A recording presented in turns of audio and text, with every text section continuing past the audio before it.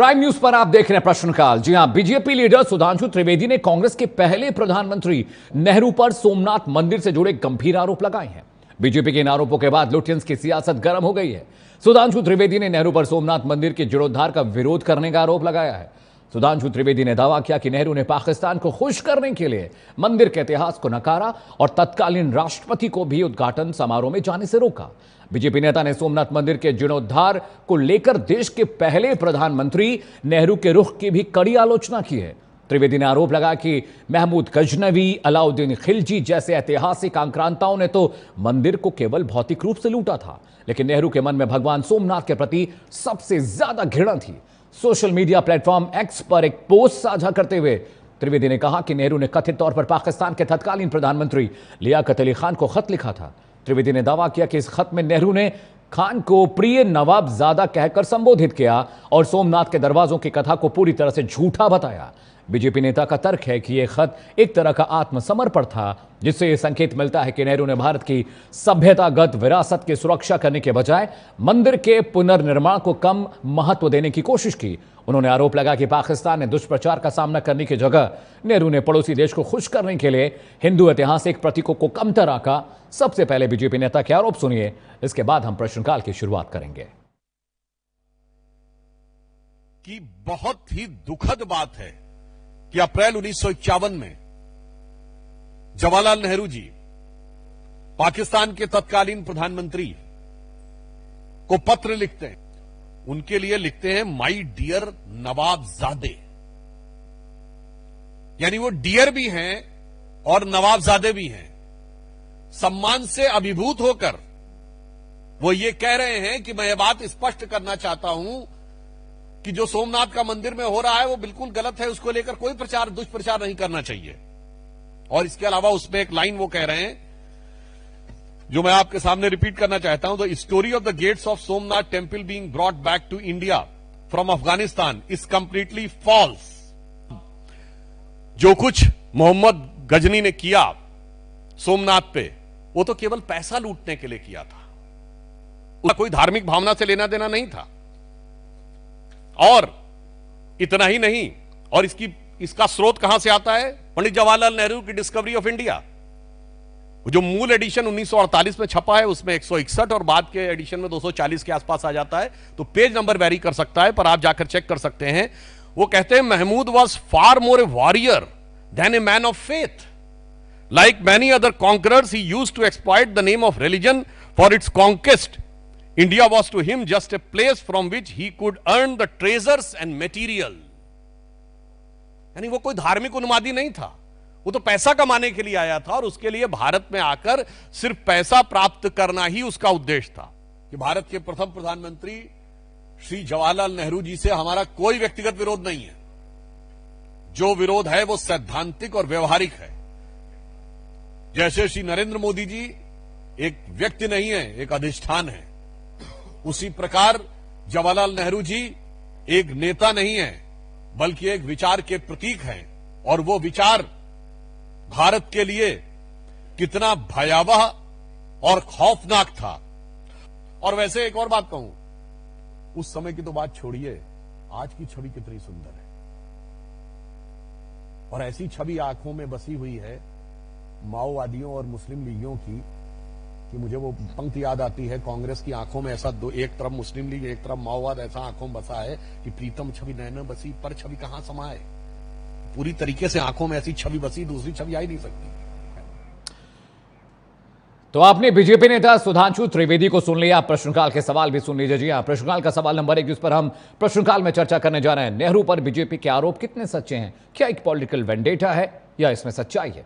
प्रश्नकाल का सवाल नंबर 2 जिस पर हम प्रश्नकाल में चर्चा करेंगे, अपने पैनल से बातचीत करेंगे, क्या नेहरू सोमनाथ मंदिर से वाकई नफरत करते थे या सिर्फ एक पॉलिटिकल एजेंडा के तौर पर बीजेपी इसे प्रचारित और प्रसारित कर रही है? प्रश्नकाल का सवाल नंबर 3, क्या नेहरू सोमनाथ मंदिर के पुनर्निर्माण के पक्ष में नहीं थे, तो फिर वो क्या चाहते थे? प्रश्नकाल का सवाल नंबर 4 अगला सवाल जिस पर हम प्रश्नकाल के पैनल से बातचीत करेंगे, पूछेंगे, पाकिस्तान पीएम लियाकत अली खान को क्या नेहरू ने प्रिय नवाबजादा कहकर एक चिट्ठी के माध्यम से, खत के माध्यम से संबोधित किया? सवाल यह भी है, इस पर भी चर्चा जरूर होनी चाहिए। और प्रश्नकाल का सवाल नंबर 5, क्या नेहरू ने पाकिस्तान को खुश करने के लिए मंदिर के इतिहास को नकारा? इसकी सच्चाई क्या है, पैनल से जानेंगे अगले घंटे। लगातार प्रश्नकाल में प्रश्नों का अंबार लगने वाला एक बड़ा पैनल मेरे साथ जुड़ा। स्वागत कीजिए अमित तिवारी जी का, प्रवक्ता है भारतीय जनता पार्टी के। अमित जी, बहुत बहुत स्वागत है प्रश्नकाल में आपका। राज शर्मा मेरे साथ हैं, is a spokesperson of Congress. Raj भाई, बहुत बहुत आपका स्वागत है। सर्वेश त्रिपाठी जी मेरे साथ हैं, प्रवक्ता है समाजवादी पार्टी के। सर्वेश जी, बहुत बहुत स्वागत है प्रश्नकाल में। डॉक्टर सुनील कौशिक मेरे साथ हैं, वरिष्ठ पत्रकार हैं और इन मामलों पर खास तवज्जो भी रखते हैं, अपनी राय भी रखते हैं। आपका भी बहुत बहुत स्वागत है डॉक्टर कौशिक। लेकिन सबसे पहला सवाल मैं बीजेपी के प्रवक्ता से करूंगा। अमित तिवारी जी, नेहरू तो अब रहे नहीं, नेहरू चले गए। नेहरू ने जो किया वो इतिहास में है और इसका जिक्र हम बार बार करते हैं और बीजेपी को अक्सर उस जिक्र के बाद फिक्र भी दिखाई देती है। लेकिन ऐसा क्यों लग रहा है कि 5 राज्यों में विधानसभा चुनाव हैं, सोमनाथ मंदिर पर हमले के 1000 साल पूरे हो रहे हैं, प्रधानमंत्री नरेंद्र मोदी 2-1 दिन में वहां पर पहुंच रहे हैं, खास कार्यक्रम होने जा रहा है सोमनाथ मंदिर को लेकर, उसके इतिहास, भूगोल, केमिस्ट्री, ज्योग्राफी पर डिस्कशन हो रहा है, सोशल मीडिया पर यह विषय ट्रेंड भी कर रहा है। लेकिन जो शख्स नहीं रहा इस दुनिया में, उसकी गलतियों को, उसकी बातों को, उसकी राजनीति को लेकर चर्चा क्यों बन रही है? और ये कितनी सच्चाई है इसमें? क्योंकि बहुत बड़ा कमेंट है अमित तिवारी कि नेहरू जी को सोमनाथ मंदिर से चिढ़ थी, नफरत करते थे, घृणा करते थे। Amit Tiwari, I am opening debate with you sir. जी अमित जी, सर्वप्रथम तो सनातन संघर्ष और स्वाभिमान को नमन करते हुए मैं अपनी बात की शुरुआत करूंगा। जी देखिए, आपने जो प्रश्न किया बहुत ही उचित प्रश्न भी है, लेकिन आप देखिए जो मानसिकता तब थी वही मानसिकता आज भी है। तो इस पर बात क्यों नहीं होनी चाहिए? एक परिवार ने जिसने लगभग आजादी के बाद से 55-60 सालों तक का नेतृत्व दिया, जिस परिवार ने देश की दिशा और दशा तय करने का काम किया आजादी के बाद, तो उन नीतियों पर चर्चा तो होनी चाहिए। तो निश्चित तौर पर जैसा कि आपने कहा कि क्या नेहरू जो भी कुछ सुधांशु जी ने अपने प्रेस कॉन्फ्रेंस में कहा, क्या वो सही है, क्या वो गलत है? तो तथ्यात्मक तौर पर आप उन चीजों को अगर फैक्ट चेक करें, बहुत ज्यादा समय नहीं लगेगा। अगर आप उनको वेबसाइट पे अगर आप चेक करेंगे तो उसके रेफरेंसेस जो हैं, जो उन्होंने रेफरेंसेस दिए हैं, चाहे वो दुर्गादास जी के किताब का दिया हो, चाहे उन्होंने 2-3 और किताबों का जिक्र किया उनका दिया हो, नेहरू के चिट्ठियों का दिया हो जो कि डिक्लासिफाइड हो चुकी हैं और वो बाकायदा सार्वजनिक रूप से अवेलेबल है, तो उनका रेफरेंसेस आपको मिल जाएगा। दूसरी बात, आप देखिए 17 मार्च 1959 नेहरू जी का ही वक्तव्य है ललित कला एकेडमी में कि वो उस समय अपने वक्तव्य में कहते हैं कि जब मैं दक्षिण भारत के मंदिरों में जाता हूं तो मैं बहुत डिप्रेस फील करता हूं। वहीं दूसरी तरफ जब वो एक सफेद मकबरे के पास जाते हैं तो वो बहुत ही एनलाइटमेंट फील करते हैं। और वही एनलाइटमेंट उनको बाबर के मजार पर भी मिलता है। जब वो बाबर के मजार पे गए थे, वो जब उन्होंने बाबर के मजार पे फातिहा पढ़ा था, वही एनलाइटमेंट उनको तब भी मिला। वही एनलाइटमेंट इंदिरा गांधी जी को भी मिला बाबर के मजार पे जाकर फातिहा पढ़कर। वही एनलाइटमेंट हाल ही में राहुल गांधी जी को भी मिला जब वो अपने पूरे अमले के साथ बाबर की मजार पे गए थे, फातिहा पढ़े थे। तो ये एनलाइटमेंट जहां से आ रही है, ये जो सोच जहां से आ रही है, उस सोच की चर्चा होनी चाहिए या नहीं? प्रधानमंत्री मोदी जी ने, जो हमारे इस देश के प्रधान सेवक भी हैं, उन्होंने जो लक्ष्य तय किया है देश के लिए 2047 का, 2047 में जब हम प्रवेश करेंगे, जब हम विकसित भारत में प्रवेश करेंगे, तो उस देश का सोच क्या होनी चाहिए, उस देश का विचार क्या होना चाहिए, उस देश की पहचान क्या होनी चाहिए? क्या ये आज तय होना चाहिए या नहीं होना चाहिए? क्या वो डिस्कशन आज की युवा पीढ़ी को करना चाहिए या नहीं करना चाहिए, या केवल सोशल मीडिया पे रील्स स्क्रॉल करते रहे और अपने भविष्य को ताक पे रख दे? जो समाज अपने इतिहास को नहीं जानता है, जो समाज अपने इतिहास को याद नहीं रखता है, वो समाज पूरे के पूरे विश्व से विलुप्त हो जाता है। ये हमारे सामने लाइव एग्जांपल्स रहे हैं। तो अपने इतिहास को जानने में, ठीक है आपने कुछ गलतियां की, उसको स्वीकार कीजिए। हम उसको, जैसा कि प्रियंका गांधी कहती हैं कि इसको once in and for all इसको खत्म करते हैं। पर खत्म कैसे करें? आप ही तो राज कर रहे हैं अभी तक।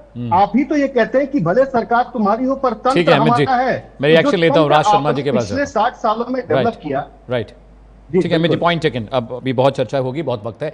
राज जी, नेहरू जी ने बड़ी गंभीर गलतियां कर दी, मंदिर से घृणा कर दी, मंदिर के प्रशासन पे सख्ती की, प्रचार प्रसार पे सख्ती कर दी, जीर्णोद्धार पर सख्ती कर दी, उसके पुनर्निर्माण पर उन्होंने बैन लगाने की कोशिश की, तमाम मुख्यमंत्रियों को चिट्ठी लिख दी कि इसका प्रचार प्रसार मत करिए, ब्रॉडकास्ट मिनिस्ट्री से कहा कि इसके बारे में चर्चा मत करिए, जो दुनिया भर का फंड आ रहा था हिंदुस्तान में उन फंड्स को उन्होंने रोकने की कोशिश की, और लियाकत साहब को नवाबजादा कह दिया, और साथ ही साथ बोले कि 7 दरवाज़ों का जो जिक्र आता है सोमनाथ मंदिर के, वो सब फर्जी बातें हैं, सब मनगढ़ंत है, आडंबर है। ये सब बातें कह के नेहरू जी ने तो बड़ा डिफेम किया सनातन को। राज शर्मा, अमित भाई, मैं अगर यहाँ पे अमित तिवारी कहूँ तो अमित तिवारी मेरे लिए कोई महत्व नहीं है। ये एक व्यक्तिगत नहीं होगा, ये होगा बीजेपी, क्योंकि यहाँ ये बैठे हैं। पहली वो नवाज कह के क्या पुकारा, ये मैं इस पे नहीं जाता क्योंकि ये इतने अनपढ़ हैं कि इनको कुछ नहीं पता। लेकिन मेरा प्रधानमंत्री वहां पे बिरयानी खाने नहीं गया था, किसी के माँ के बर्थडे में नहीं गया था। पहली बात, बिना कैबिनेट को इन्फॉर्म करे अगर मेरा देश का प्रधानमंत्री में रुक जाए, अगर मेरी किसी पार्टी का नेता उतर जाए। सोमनाथ पर जवाब दीजिए सर, कहां चले गए? मैं सारी इन्होंने राहुल गांधी प्रियंका गांधी से करा। ये जीवन में जैसे ये लोग ना मानसिक रूप से दिवालिया और व्यवहारिक रूप से गुलाम हो चुके हैं। आज ये इस पे बात कर रहे हैं, आज ये नेहरू जी की बात कर रहे हैं। इनके किसी भी नेता की इतनी औकात नहीं है जो भूसे के ट्रक से अगर होमगार्ड 20 रुपए ले रहा हो उसे गाड़ी लेके टोक दे, और ये नेहरू जी की बात करेंगे। इनकी इतनी हैसियत नहीं है कि कोई लड़की का रेप हो रहा हो ये अपने नेता को पकड़वा ले। नहीं, बात यहाँ पे राज शर्मा देखिए, सोमनाथ मंदिर पर जवाब दीजिए। ये विषय नहीं है राज शर्मा जी, आप भटक जाते हैं, पता दिक्कत क्या है, आप भटक जाते हैं। सोमनाथ मंदिर पर नेहरू के बयान पर चर्चा हो रही है, उस पर सफाई दीजिए ना, उस पर रेप और लॉ एंड ऑर्डर, कानून व्यवस्था, ये कहां से आ गया? क्या बोलेंगे? जवाब ही नहीं है ना, let's stick to the subject. जवाब ही नहीं है ना इनके पास। नहीं, अरे यार चुप रहा करो थोड़े। लड़कियों का रेप कराते हो। चलिए राज शर्मा जी, आपने बता दिया, आपने मेरे डिबेट की दशा दिशा तय कर दी। राज शर्मा जी, माफी चाहता हूं, आपने दशा दिशा तय कर दी। रेप पर डिस्कशन नहीं कर रहे थे हम, बहुत गंभीर विषय था, इस पे मुझे लगा कि आप अपनी पार्टी का पक्ष रखेंगे, लेकिन रख नहीं पा रहे। सर्वेश त्रिपाठी के पास जा रहा हूं, समाजवादी पार्टी के युवा प्रवक्ता है, is a young leader, is a young chap. Sarvesh, मुझे एक बात बताइए, जिस तरह का नैरेटिव बीजेपी गढ़ने की कोशिश कर रही है नेहरू जी के बारे में, नेहरू जी अब रहे नहीं, पुरानी बातों को बार बार जिक्र करना, उसका चीड़फाड़ करना, उसका ऑपरेशन करना, इसकी जरूरत क्या है? सर्वेश त्रिपाठी। नहीं, पहली बात यह है कि मैं पहले सारे इनके जितने अभी भी इनको नेहरू जी से आगे बढ़ ही नहीं पाते, और अच्छी बात इतना बड़ा नेता तो फिर क्या मैं चुप बैठूं? हमारे देश में कितना विजनरी। सर्वेश जी को सुनिए, तो बड़ी बात है, सुनिए सर्वेश जी को, आप ही के पक्ष की बात करें, सुनिए, ताकि आप समझें कि हम किस विषय में बात कर रहे हैं। आप तो कहीं और भटक गए। जब भी हम राज भैया, मैं 1 मिनट में जवाब दे देता हूँ। मैं जब भी आप जवाहरलाल नेहरू की तरफ जाएंगे, मैं तो चाहता हूं जब जवाहरलाल नेहरू को आदर्श माने और जवाहरलाल नेहरू जी की ही बात करें, हमारे देश का भला होगा। अब आते हैं नवाबजादा पे। बेसिक जो चीज है ना, बेसिक नॉलेज नहीं होती भाजपा वालों को। नवाबजादा उनको बोला जाता था क्योंकि उनके पिताजी के पास नवाब बहादुर का टाइटल, उनका इनिशियल था, उनके पिताजी का नाम था शमशेर।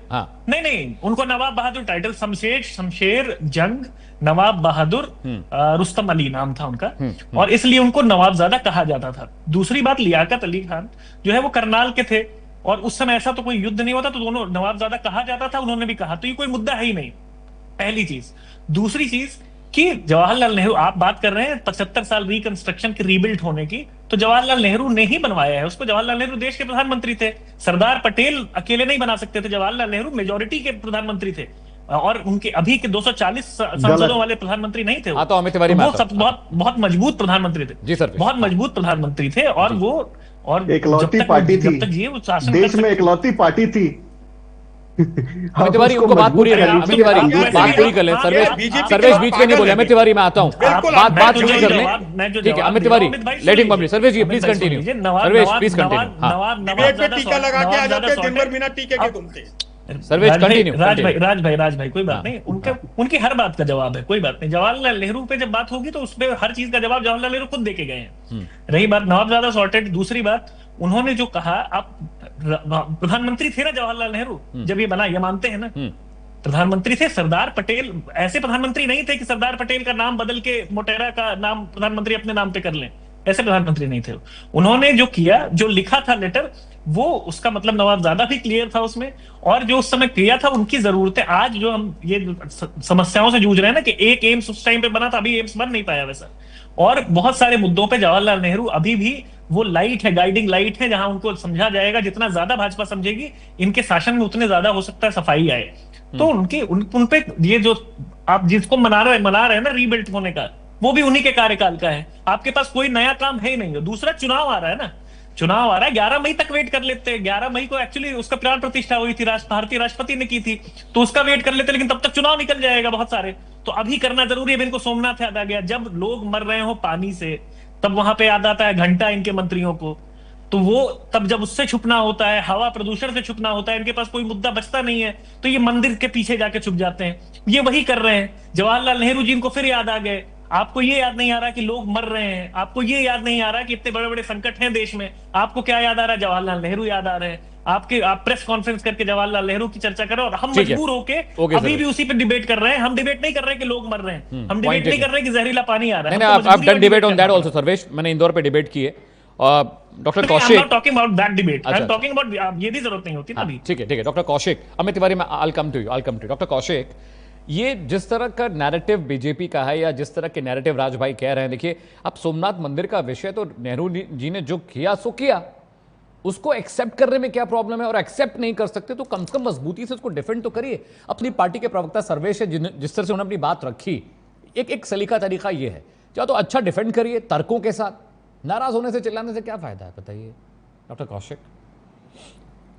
देखिए अमित जी, जो भी जवाहरलाल नेहरू ने और इंदिरा गांधी जी ने किया, जो भी फैसले लिए, उसके बावजूद इस देश की जनता ने समर्थन दिया। वो लगातार सत्ता में रहे, सत्ता से बाहर नहीं किया। और इस समय जो नरेंद्र मोदी जी कर रहे हैं, वो देश की जनता उनको समर्थन कर रही है। तीसरी बार प्रधानमंत्री बने हैं वो। तो उस, अब थोड़ा सा मैं गहराई से मैं इसलिए ले जाऊंगा कि मैंने इसलिए ये बातें कही कि जो भी कुछ किया उन्होंने, उसके बावजूद भी उनकी सरकार आई और लगातार सरकार आई। ऐसा नहीं है कि सोमनाथ मंदिर के बाद जो भी कुछ घटनाक्रम हुआ, राष्ट्रपति और प्रधानमंत्री के बीच जो पत्राचार हुआ, और जो भी आज सुधांशु चतुर्वेदी जी ने, उस सब के बावजूद भी सरकार में वो आए। तो सरकार में जब आए तो इसका मतलब जनता ने समर्थन उनको दिया कि जो आप कर रहे हो ठीक कर रहे हो, जो आप कर रहे हो वो ठीक कर रहे हो, हम समर्थन करते हैं। और अब नरेंद्र मोदी भी जो फैसले ले रहे हैं, जो कर रहे हैं, ऐसा नहीं कि पहले नहीं मरे या पहले जो घटनाएं नहीं इस देश में पहले भी हुई और अब भी हो रही हैं, ये होती रहेंगी। इसे कोई भी सरकार नहीं रोक सकती। जब देश का प्रधानमंत्री ये स्वीकार कर ले कि 1 रुपए में से 90 पैसे बीच में चले जाते हैं, केवल 10 पैसे पहुंचते हैं, तो वो तब भी था और अब भी है, और ये नितांत चलता रहेगा। लेकिन उस समय जो विचारधारा की लड़ाई थी, उस विचारधारा में समर्थन जनता का मिल रहा था। इमरजेंसी लगने के बाद देश में चुनाव होता है तो 157 सीटें कांग्रेस को मिलती हैं, कम नहीं है। इतनी तो 2004 और 2009 में भी नहीं आई। इसका मतलब इमरजेंसी लगाने का भी इस देश में कुछ लोग थे, वो समर्थन किया कि इंदिरा गांधी ने जो किया वो अच्छा किया, इसलिए 157 सांसद चुन के गए। राइट। दिक्कत सिर्फ ये आ रही है कि जो जब दूसरा सबसे महत्वपूर्ण पहलू मैं और बताऊं, उसका कारण भी था। हम लोग जब मीडिया में आए तो हम बुक्स के बारे में या टिप्पणी के बारे में पढ़ते थे, तो कहां ऐसा तो था नहीं कि साहब व्हाट्सएप कर दिया पढ़ लिया, या मेल कर दिया पढ़ लिया। जाकर के 100 किलोमीटर 200, ऐसा भी नहीं था कि पुस्तक का कोरियर कर दिया किसी ने। जैसे राज शर्मा ने कहा कि कौशिक साहब मैंने ये पढ़ा है कि मुझे कैसे देखने को मिलेगा, तो कोरियर की सुविधा भी नहीं थी, सब कोरियर कर दिया तो आपके यहाँ पुस्तक पहुंच जाएगी। और दूसरी बात, केरल में किस नेता ने क्या कहा जो उत्तर प्रदेश के लोगों को नहीं पता चलता था। वहां का एडिशन अलग था, यहाँ का एडिशन अलग था, और भाषा भी डॉक्टर कौशिक, उस वक्त ट्रांसलेशन का चलन भी नहीं था। नहीं, लेकिन कुछ बड़ी घटनाएं ऐसी होती थी जहां मुझे लगता है राष्ट्रीय पेज पर लगनी चाहिए थी, वो नहीं लगती थी। हाँ, नहीं लगती। अब आज क्या है, कब ट्वीट के माध्यम से, सोशल मीडिया के माध्यम से मंत्री ने घंटा कह दिया, तो मुझे लगता है 1 घंटा में पूरे देश में फैल गया, टिप्पणियां आना स्टार्ट हो गई। पहले ये चीजें नहीं थी। तो उसका कारण गहराई से अमित जी आप सोचेंगे तो ये भी था कि इतना सब कुछ करने के बावजूद लगातार सत्ता में बने रहने का मतलब ये था कि एक कोने की बात दूसरे कोने में नहीं पहुंचती थी। बिल्कुल पहले की राजनीति में और अब की राजनीति में जमीन आसमान का अंतर है। बिल्कुल वाजिब बात है। पहले आज सर्वेश त्रिपाठी, राजेश शर्मा या त्रिपाठी जी जो खुल के बोल रहे हैं ना, वो पहले खुल के कौन बोलता था और आवाज कहां पहुंचती थी? जब हम लोग मीडिया में थे तो विधायक एमपी का छोटा सा लगा दीजिए साहब, सिंगल कॉलम ही लगा दीजिए आप, छोटी सी खबर आ जाएगी तो हम इसको काट करके फाइल में लगा के भेज देंगे। हाँ, भेज देंगे उसको। अब ये नहीं है ना, तो अब की राजनीति में और तब की राजनीति में बहुत अंतर है निश्चित तौर से। और मैं फिर दावे के साथ कह रहा हूं, ये लड़ाई विचारधारा की लड़ाई है, भारतीय संस्कृति की लड़ाई है। जिस तरीके से उस संस्कृति के आड़ में लोग लगातार सत्ता में बने रहे एक वर्ग को खुश करने के लिए, तो आज भाजपा एक वर्ग को खुश कर रही है, तो क्या दिक्कत है? राजनीति खुलकर होनी चाहिए। जवाहरलाल नेहरू ने जो किया स्वीकार कीजिए, हाँ किया साहब हमने, ठीक है सर। जो भारतीय जनता पार्टी कर रही है वो किया, हाँ किया हमने, खुल के होना चाहिए ना। अब भारतीय जनता पार्टी से ये पूछ ले कि जिसने गोलियां चलवा दी कार सेवकों पे, आपने तो उसको पुरस्कार दे दिया भाई, कैसे दे दिया? कौन जवाब देगा इसका? दूसरा, जहां गोलियां चली उस समय प्रमुख सचिव थे, वो आप राम मंदिर ट्रस्ट के चेयरमैन है, कैसे बन गए? तो तमाम सवाल इधर भी हैं और तमाम सवाल उधर भी हैं। और दूसरी बात, इन सवालों के बावजूद भी इस देश में जो जनता तय करती है उसकी सरकार बनती है अमित जी, इसमें कोई दो राय नहीं है। ठीक है राज शर्मा, एक ब्रेक पे जाना है, लेकिन मैं आपका एक रिएक्शन चाहता हूं। अगर कोई बात, कोई गलती, कोई त्रुटि, कोई मिसकम्युनिकेशन कुछ हुआ है तो उसको एक्सेप्ट करने में क्या प्रॉब्लम है? जो आरोप सुधांशु त्रिवेदी लगा रहे हैं उसके तमाम साक्ष्य हैं। सर्वेश त्रिपाठी ने जो लॉजिक दिया वो बिल्कुल सही लॉजिक था, तो इन साक्ष्यों का एक लॉजिकल जवाब होना चाहिए। त्रिवेदी साहब ने दोपहर में प्रेस कॉन्फ्रेंस की, सर्वेश भाई, और परसों भी लगातार बीजेपी ने प्रेस कॉन्फ्रेंस की। कांग्रेस की तरफ से किसी मजबूत नेता का कोई स्पष्टीकरण नहीं आया, कोई उस पर सफाई नहीं आई, कोई कटाक्ष नहीं आया। तो पब्लिक को, जनता को तो ये लगे कि भाई बीजेपी ने इतना बड़ा गंभीर आरोप लगा दिया राज भाई, और आपने जवाब नहीं दिया। अब आप डिबेट में एक अकेला प्रवक्ता कितना डिफेंड कर पाएगा इसको? भाई नेशनल लीडरशिप दिल्ली में बैठी है, सुधांशु त्रिवेदी ने दिल्ली में प्रेस कॉन्फ्रेंस की, तड़ातड़ राहुल गांधी को, मल्लिकार्जुन खड़गे को आना चाहिए, इतने बड़े बड़े प्रवक्ता कांग्रेस पार्टी में, लेकिन सर्वेश भाई कोई आया नहीं। और इसीलिए ब्रेन में इन्फ्यूज ये चीज होती है कि भाई सच ही होगा, नहीं तो अब तक तो राहुल गांधी कूद पड़े होते प्रेस कॉन्फ्रेंस करने के लिए। राज शर्मा, नहीं, ये गलत बात है कि अपने इंटरप्रिटेशन कर लें, कोई बात नहीं।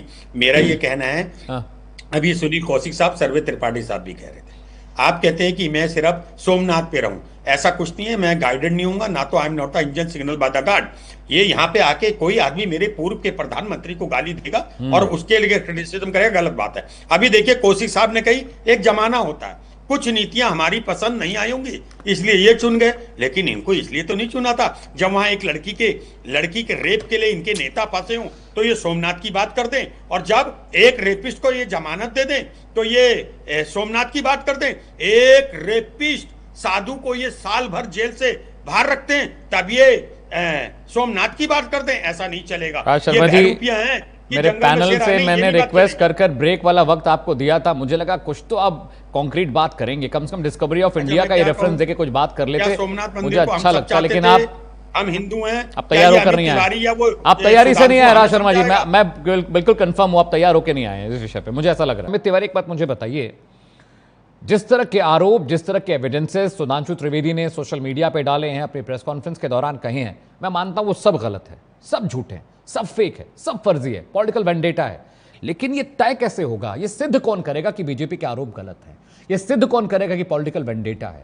ये सिद्ध कौन करेगा कि फर्जी है? कांग्रेस की तरफ से तो किसी की आवाज ही नहीं उठ रही। और राज शर्मा से सवाल पूछ रहा हूं तो rape rape rape rape rape. Amit साहब देखिए, माहौल लग रहा है थोड़ा सा गर्म हो गया है, राज शर्मा जी प्रेशर में आ गए हैं। मैं माहौल को थोड़ा सा यार लाइटन अप कर देता हूं। अमित भाई यार कहोगे तो मैं भड़क जाऊंगा। तमीज सीख ले, अनपढ़ हो। यार किसने कहा है? ये यार नहीं कहेंगे। मैं रेप की बात कर रहा हूं, आपने, आपको सुनाई नहीं दिया राज, आपको सुनाई नहीं दिया? थोड़ा ठंडा रखिए, किसी ने नहीं कहा, थोड़ा ठंडा रखिए और आवाज नीचे करके बात करिए, एकदम डिसिप्लिन में रहिए। कुछ नहीं बोला मैंने रेप की बात कर रहा हूं कि आप रेप रेप रेप कर रहे हैं, यार नहीं बोला मैंने। अमित तिवारी जवाब दीजिए। नहीं, आपसे नहीं बोल रहा हूं, ये बोले जी अरे तो थोड़ा क्या सा हो गया, माहौल आप लोग थोड़ा- दोस्त ही तो हैं, सारे प्रवक्ता मित्र हैं, दोस्त हैं, क्या हो गया? नहीं मित्र हैं, लेकिन यहाँ पे रिश्ते नहीं नहीं कमाने नहीं, आए। कांग्रेसियों से ये हम यार दोस्ती कैसे नहीं कर देंगे करते मुझे? अमित भाई, कांग्रेसियों से हम दोस्ती नहीं करते। चलिए ठीक है, राज शर्मा आप दोस्त नहीं कांग्रेसियों है। से ना दोस्ती नहीं पाओगे। करते, पहले। अरे अमित तिवारी की ओर से मैं माफी मांग लेता हूं, यार बोल दिया उन्होंने। अरे क्या करते हैं अमित तिवारी, दुश्मन है आपके, वो दुश्मन खत्म हो गए लोकसभा से, विधानसभा मैंने से, यार नहीं अब बोला मार था। के खत्म करेंगे अमित क्या? साहब, अमित चलिए साहब। तो मुद्दे पे आइए। हाँ अमित साहब, मैंने यार नहीं कहा था, मैंने कहा था कि लगता है थोड़ा सा अभी देख ओहो। लेना। हाँ अमित तिवारी शुरू करिए, इस बार यूपी विधानसभा में देख ही लिया जाएगा 27 में क्या अमित होगा। भाई देखिए, मैंने यार व्यार नहीं बोला था। हाँ। मैंने ये कहा था कि मुझे लग रहा है कि माहौल थोड़ा सा भारी हो गया, उसको हाँ। थोड़ा सा हल्का करते हैं। ऑन अ लाइटर नोट मैं ये कहना चाह रहा था कि आपने सर्वेश भाई को बहुत ज्यादा युवा युवा कह दिया, कहीं राहुल गांधी को पता चल जाए तो उनको बुरा ना लग जाए। लगना यही भी बात चाहिए मैं कहना बुरा। चाह रहा था, थोड़ा सा एक लाइटर अच्छा नोट। प्रवक्ता, एक Keep अच्छा your mouth प्रवक्ता अगर shut. मेरे पैनल पे है तो मैं तारीफ करूंगा। राहुल गांधी जी जो के कैसे तर्कों बात से, कर रहे हैं आप? Amit Tiwari I am very बिल्कुल, सॉरी टू बिल्कुल इंटरप्ट यू, तारीफ कीजिए। आपके बट नेता की सर्वेश कान पड़नी अपनी है, मेरा बातें नेता। तर्कों से करते हैं, सर्वेश चिल्लाते नहीं है। इनके साथ बहुत सारी डिबेट में बिल्कुल। लिखी है, he has his facts, Amit भाई, फाइंडिंग्स एंड तमीज नैरेटिव्स से बोलना एंड ही बता प्रूव रहा इट। वो चिल्लाने के लिए डिबेट में कभी भी नहीं आता। I was- Rahul Gandhi. हाँ, अमित अमित भाई, भाई, I was talking this BDC on a का lighter इलेक्शन note. नहीं I जीत was taking पाओगे। this on a Raj lighter Sharma ji note, ठीक है, ताकि माहौल थोड़ा अलाउ सा माय हल्का- गेस्ट टू स्पीक। राज ताकि शर्मा जी माहौल प्लीज थोड़ा अलाउ सा माय हल्का गेस्ट हो टू सके। Speak.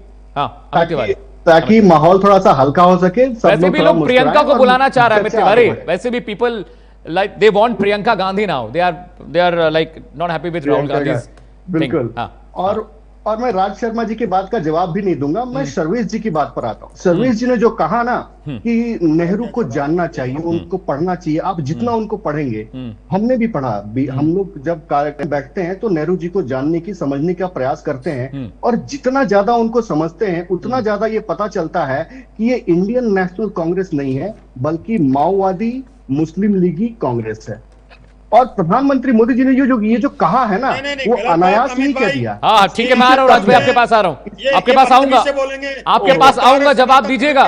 Raj Sharma ji, I give you chance. मैंने आपको बाकी गेस्ट से ज्यादा मौके दिए, लेकिन मैं आपके I'll come to you राज भाई, just chill, stay with me, I'll come to you, calm down, I'll come to you, stay with me, calm down, Raj Sharma ji, calm down, just hold on, I'll come to you, just hold on। Amit Tiwari नहीं बोला था राज भाई। देखिए अमित भाई, authentic प्रवक्ताओं को बुलाए कीजिए, ऐसे डिबेट पूरा डिरेल हो जाता अमित है तिवारी, ये और समझ में छोड़िए, नहीं आता कि मुद्दे पे क्या।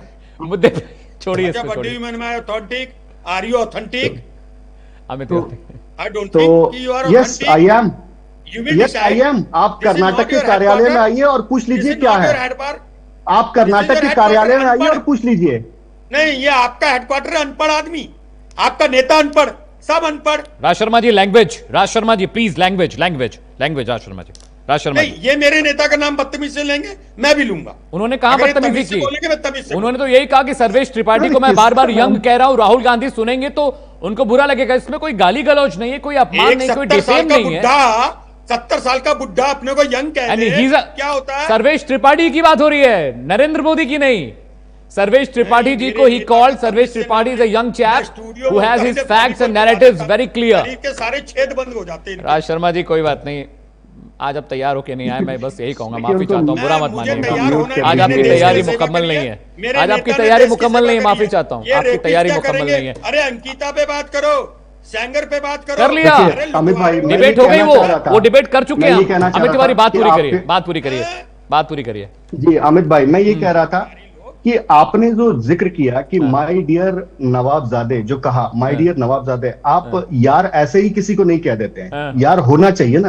तो इस भाषा में बात करने के लिए वो नजदीकी होनी चाहिए, तो वो नजदीकी समझ में आ रही है। इसी चीज का उन्होंने सुधांशु जी ने जिक्र किया था, पहली बात। दूसरी बात कि जो जिक्र उन्होंने किया था कि जो सोमनाथ के दरवाजे अफगानिस्तान से लाने की बात झूठ है वगैरह वगैरह, जो नवाबजादे को बताया था, तो एक किताब है महाराजा रणजीत सिंह बाय LS बख्तर, सुधांशु जी ने किया था, इसी प्रेस कॉन्फ्रेंस में किया था, और उन्होंने बताया किस तरीके से उसमें बाकायदा इसके बारे में पूरे विस्तार से लिखा गया कि जब महाराजा रणजीत सिंह वहां काबुल पहुंचे तो किस तरीके से जो वहां पर मांग की कि जो सोमनाथ के दरवाजे जो लाए गए हैं उनको खोजा गया और उनको वापस लाया गया। अमित तिवारी कुल 18 पन्ने हैं, ये जो किताब कुल 18 पन्ने में पूरा विस्तृत लिखा है, 18-20 पन्ने में पूरा डिटेल लिखा हुआ, आप पढ़ेंगे बहुत मजा आएगा आपको। और ये information information and broadcast ministry द्वारा ये पब्लिश्ड है। Right. तो आप बताइए कि नेहरू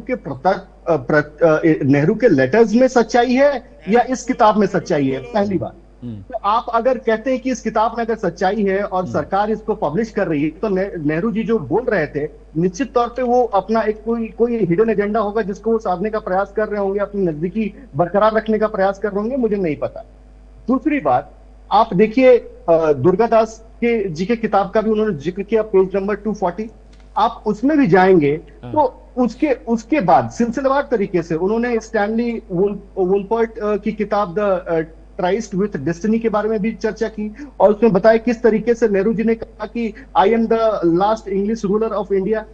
तो नेहरू जी अपने आप को क्या समझते थे और किस दृष्टिकोण से देश को समझाना चाहते थे और देश को किस दिशा में लेकर जाना चाहते थे, इस बात पर चर्चा निश्चित तौर पर अगर होती है तो पूरा का पूरा देश एनलाइटमेंट होता है, पूरा का पूरा देश उसको उसकी जानकारी मिलती है। और एक भूल को, अगर मान लीजिए भविष्य में कोई भूल हुई है, अगर हमसे ही कोई भूल हो जाए और भविष्य में आगे मतलब आने वाले 1947 या 50 में अगर कोई उसकी चर्चा हो, तो निश्चित तौर पर हम उस चीज का मंथन कर उस पर सुधार करने का प्रयास करेंगे और ये सुनिश्चित करेंगे कि भविष्य में कोई भी सरकार आए वो हम ऐसी पॉलिसीज बनाकर जाएं कि कोई भी सरकार इस पॉलिसी से डिरेल ना हो जाए, कोई भी सरकार इस तरीके की गलती को दोबारा ना कर दे। एक पेज पर आके यही तो काम करने का तरीका होता है।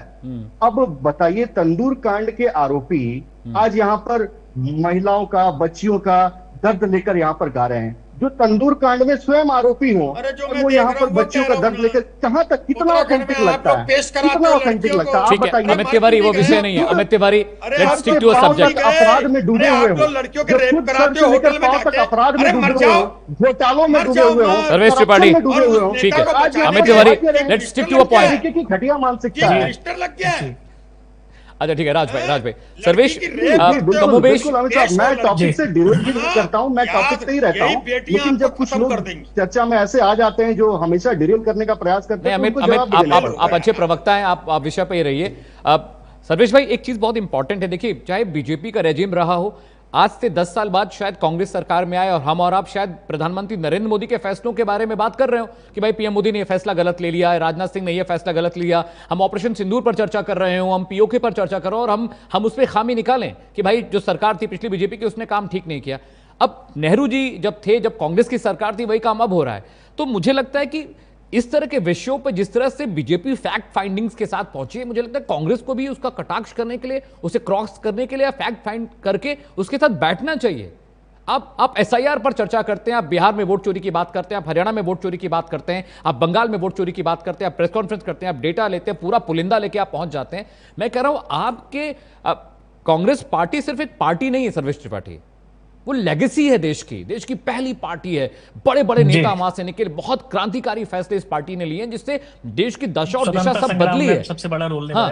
तो अगर आपको किसी पार्टी को काटना है, अमित तिवारी अपनी जगह बिल्कुल सही है, जो रेफरेंसेस है रेफरेंस कार्ड दीजिए, आप राइटर को आप झूठा साबित कर दीजिए, आप लेटर को झूठा साबित कर दीजिए सर्वेश। तो ये डिबेट होती है ना, ये बात होती है। अब आप विषयगत से आप भटक कर कहीं और चले जा रहे हैं सर्वेश।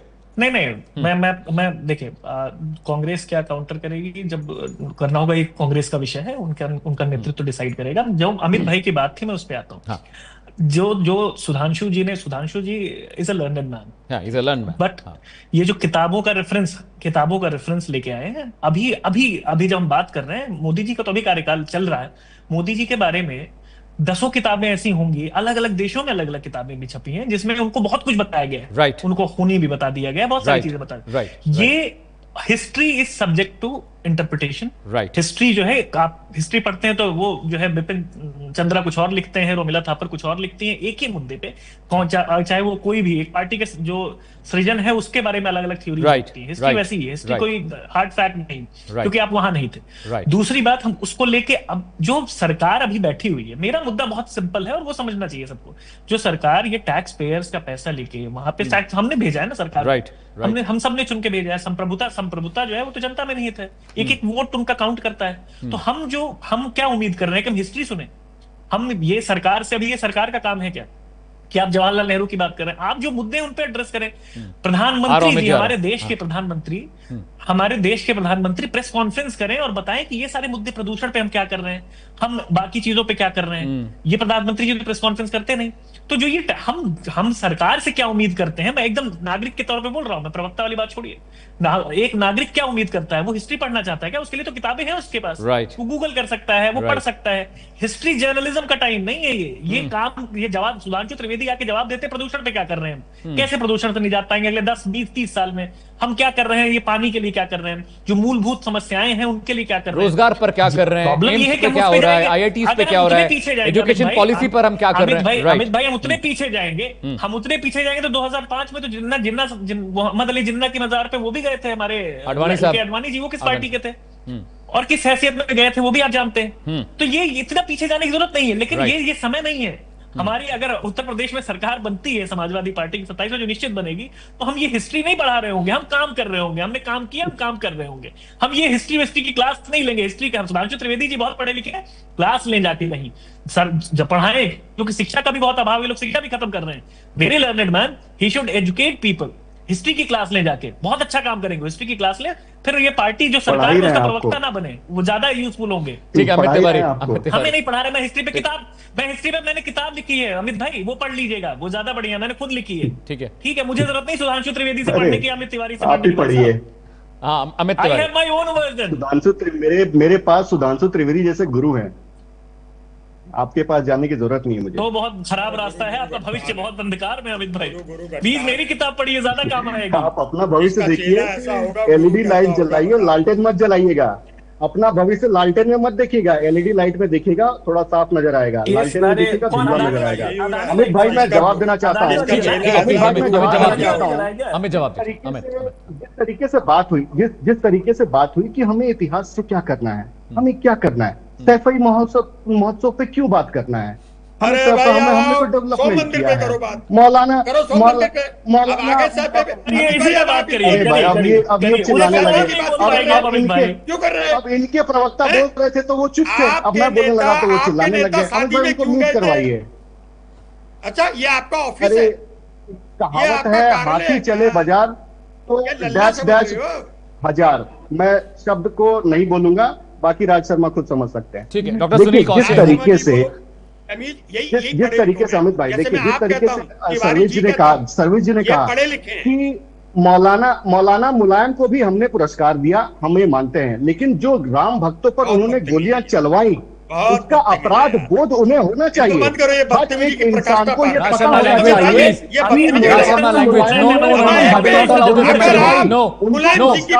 चाहिए। आपका नेता Raj Sharma please language, please language. उन्हें क्या दिया बताइए, पद्म भूषण क्यों दिया? आप मुलायम क्या कहेंगे मौलाना? अरे बता रहा हूँ, आप सुनना चाहेंगे? अरे 2 लड़कों की कहानी खत्म हो चुकी है राज शर्मा। अमित तिवारी ठीक है, Amit Tiwari point taken guys point taken. Doctor Kaushik मुझे एक बात बताइए, सर्वेश त्रिपाठी तार्किक बात करते हैं, मुझे अच्छा लगता है जब कोई प्रवक्ता फैक्ट फिगर्स के साथ बात करता है, लव इट। बट मेरा सवाल अभी भी है जो डिबेट की शुरुआत में था, कांग्रेस इस बात को डिफेंड क्यों नहीं कर रही है? क्या जवाब नहीं है या ये सब कुछ सच है? मैं कह रहा हूं सच है। अब किस किताब में किसने क्या लिखा ये छोड़ दीजिए आप। अब पत्राचार प्रधानमंत्री और राष्ट्रपति के बीच का पढ़ लीजिए, स्पष्ट हो जाएगा। लेकिन इसके पीछे जानिए कि इस सच के साथ वो लगातार इस देश की जनता ने सत्ता में रखा, इस सच को स्वीकार करिए ना। क्या इस सच के आने के बाद क्या देश की जनता ने उनको सत्ता से बाहर कर दिया क्या? ओके अमित नहीं किया ना। हाँ।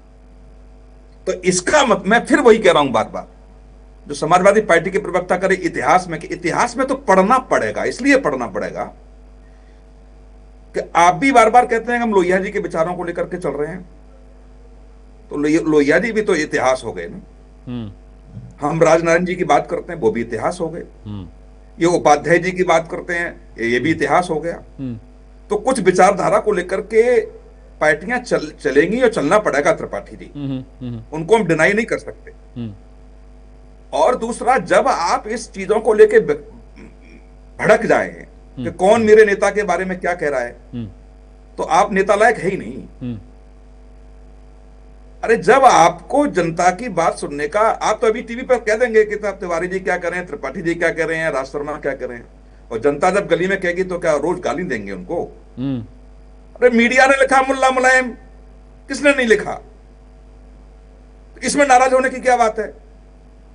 और नेताजी इस बात के लिए खुश होते थे जब हम लोगों की चर्चा होती थी बैठ के, तो वो कहते थे और कहिए मुल्ला मुलायम चिल्लाइए ना। और एक भारतीय जनता पार्टी नेताजी तो बोल देते थे, नेताजी तो बोल देते थे। मुझे अभी याद है डीएम ऑफिस है हजरतगंज में, गंज में, जहां डीएम, सर्वेश जी आपको पता होगा जो डीएम बंगला है केडी सिंह बाबू स्टेडियम के अपोजिट में दस्तर खान के पास, वहां नेताजी बोलते थे कि मुझे जितनी गाली देनी दे लो, जो कह रहा है कह लो। मैंने सुना है, बोले हमको फर्क नहीं पड़ता। ये गाली है भी नहीं, ये गाली नहीं है। सर्वेश एक बात कह रहा हूं, नेताजी ये कहते थे कि मुझे जितना कोसना है कोस लो, मुझे रात्रि भर फर्क नहीं पड़ता। और डांटते थे और इन पत्रकारों को खाना खिलाते थे, उनसे लड़ते थे और फिर उन्हीं पत्रकारों को खाना खिलाते थे, बेटा के चलो खाना खाओ, अब लड़ लिए तुम लोग हमसे। अमित जी, अमित तिवारी अभी क्या कह रहे हैं इसका जवाब देश की जनता ठीक है, राज शर्मा के पास जा रहा हूं। डॉक्टर साहब ज्यादा वक्त नहीं बचा, डॉक्टर साहब राज शर्मा मैं आ रहा हूं। अमित तिवारी आपके पास भी आऊंगा, सर्वेश आपके पास आ रहा हूं मैं। राज शर्मा जी जी जी बताओ। मैं तो एक ही बात कहता हूं, मुझे एक बात कहने की है। देखिए, मैं अभी वरिष्ठ पत्रकार भी बोल रहे थे, ये बायस नहीं है किसी के लिए, अनबायस होके बोल रहे थे। और सर्वे त्रिपाठी जी ने अच्छी बात बोली। मैं सिर्फ दो बात करना चाहता हूं। मुझे अच्छा नहीं लगता कि मैं किसी की भी, मेरे देश के नेता के लिए मैं गाली दूं। नेता बोले प्रधानमंत्री, गृह मंत्री, और यहाँ पे आके अंदना सा अपना पट्टा डाल के ये कह दे, किसी नेता को गाली दे दे, लीडर ऑफ अपोजिशन को गाली दे दे, बर्दाश्त नहीं करूंगा। और एक और बात कहता हूं मैं यहाँ पे, ये हंसने का विषय नहीं है तिवारी जी, संवेदनशीलता से गुजर रहे हो। देश के लिए जितना नुकसान आपके आने के बाद सनातन धर्म के बच्चों और महिलाओं को पड़ा, किसी को नहीं पड़ा। सिर्फ इतना बताइए, मैं कहता हूं मंदिर मस्जिद कोई भी हो दान दूं। आप ही ने तो कहा था राम मंदिर सरकार के पैसे से नहीं बना। आगे चल के 30 साल बाद तब आपसे पूछेंगे सवाल, जैसा कौशिक साहब कह रहे थे। आपने भी तो कहा ना कई बार कि राम मंदिर सरकार का पैसा नहीं लगा। ठीक इसी तरह किसी मंदिर मस्जिद किसी में भी नहीं, मैं दूंदान मंदिर के लिए। और आप क्या जय श्री राम का मुझे सिखाओगे तिवारी जी? और एक और बात बताऊंगा तिवारी जी, आज सुधर जाओ। ये देश की बर्बादी का कलंक जो ये अब यहाँ भारतीय जनता पार्टी के प्रवक्ता दिन भर घूमते बिना टीके के, और जब डिबेट होती है कल लगा दो शीशे में। मैंने आज तक शीशे को देख के टीका नहीं लगा। ठीक है, इसलिए राज भाई ज्यादा वक्त है, मुझे सर्वेश जी के पास भी जाना है क्लोजिंग कमेंट के लिए। ठीक है, Amit Tiwari, then Sarvesh, I am coming to you. Amit Tiwari, 1 minute दे रहा हूं आपको। देखिए बिल्कुल अमित भाई, देखिए जिस तरीके से अभी सुनील जी ने कहा कि सत्ता में वो बने रहे, ठीक है, जिसने भी जो भी डिसीजन लिया, लेकिन सत्ता में बने रहे। हमें देखना पड़ेगा कि सत्ता में वो किन परिस्थितियों में बने रहे। उस दौर में सिर्फ एक ही पार्टी थी, कंटेस्ट में कोई था नहीं, तो सत्ता में रहेंगे। और इंफॉर्मेशन, कौशिक साहब ने भी वही कहा कि इंफॉर्मेशन का जो ट्रैवल था वो कितना डिले होता था एक जगह से दूसरी जगह जाने में, और लोग उस समय कितने शिक्षित थे, कितने साक्षर थे, ये सब भी हमें देखना पड़ेगा। तो कितना समझ पाते थे उस इंफॉर्मेशन को, वो भी देखना पड़ेगा। तो वो किन परिस्थितियों में रहे आज, जबकि इंफॉर्मेशन, जैसा कि आपने कहा कि आज मैं कुछ बोलूंगा और 1 घंटे में वो पूरा फैल जाएगा।